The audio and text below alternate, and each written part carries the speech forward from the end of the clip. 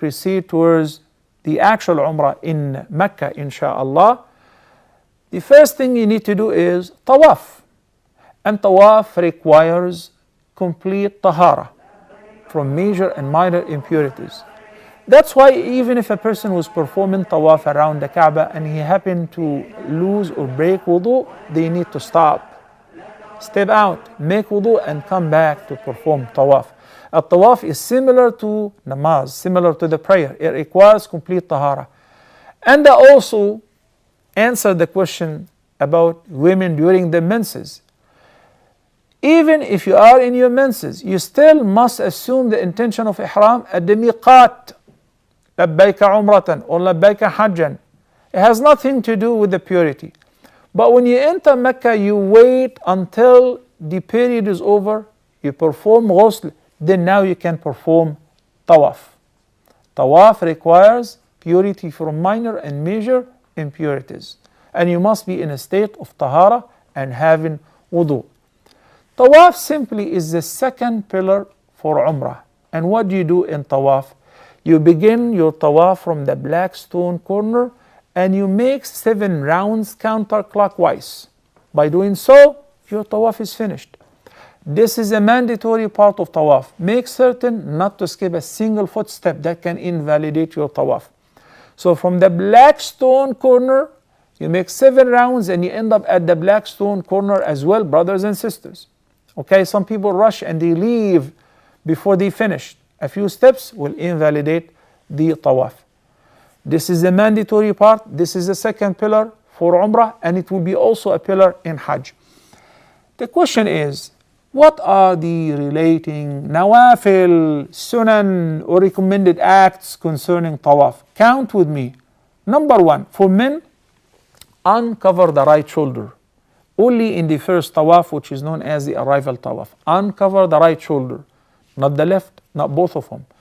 And uncovering the right shoulder, wearing the rida to cover only the left shoulder and uncover the right shoulder is mere recommended and only in this tawaf. Afterward, before tawaf and after tawaf, after you finish, wrap it up, put the rida properly, the towel on both shoulders. When you see some people doing sa'i or in the plane or outside the haram, uncovering the right shoulder, this is not proper, nor is it the sunnah. Only once you begin the very first tawaf, which is known as the arrival tawaf. Also, it is recommended for men to walk briskly in the first 3 rounds only of the arrival tawaf, which happens to be the tawaf I'm performing for Umrah. Okay?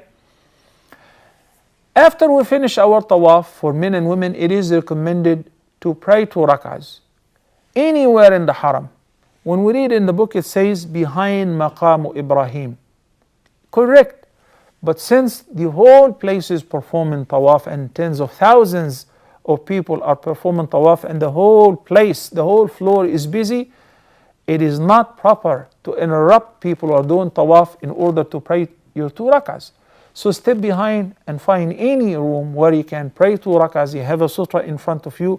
Praying the 2 rak'ahs is known as sunnah for tawaf. And again, when I say sunnah, it means it does not affect the validity of your Umrah or Hajj or even your Tawaf. Alright? While performing Tawaf, what kind of recitation or supplication to be recited?